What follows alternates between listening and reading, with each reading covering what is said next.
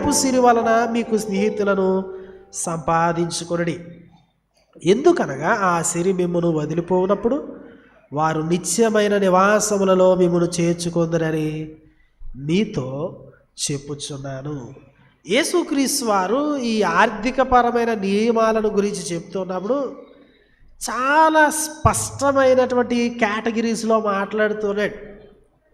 అట్ట మొక్క రెండు విధానాల్లో ఆయన చాలా స్పష్టంగా ఇష్యూస్ని, అంటే చాలా క్లియర్ కట్గా తాను చెప్పేటువంటి విషయాలు చెప్తున్నాడు. ఇక్కడ ఏ విధమైనటువంటి దోబుచ్చులాటకు, మధ్య మార్గానికి, ఏ విధమైనటువంటి గ్రేనెస్కి తావులేదు. బ్లాక్ అండ్ వైట్లో చాలా స్పష్టంగా యేసుక్రీస్తు వారు ఈ సత్యాలు చెప్తున్నాడు. 8వ వచనం చూడండి.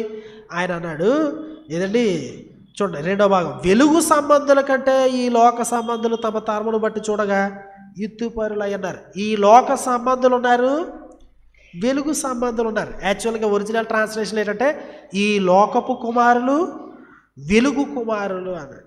అంతే అంతే తప్ప నేను వెలుగు చీకటి కాకుండా మధ్యలో ఉంటాను అనడానికి లేదు ప్రపంచంలో.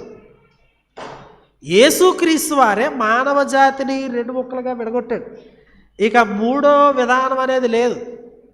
ఏదండి, ఈ లోక సంబంధులు, వెలుగు సంబంధులు. కాబట్టి వెలుగు సంబంధులు ఏ విధంగా తమ యొక్క రూపాయల్ని ఖర్చు పెట్టాలి, ఏ విధంగా వారు ముందుకు సాగాలని దాన్ని చాలా స్పష్టంగా చెప్తున్నాడు. మేము వెలుగు సంబంధులు కొంచెం లోక సంబంధులు మధ్య మార్గంగా ఉంటామనేది అసలు యేసుక్రీస్తు వారి యొక్క ప్రపోజల్లో లేనే లేదు.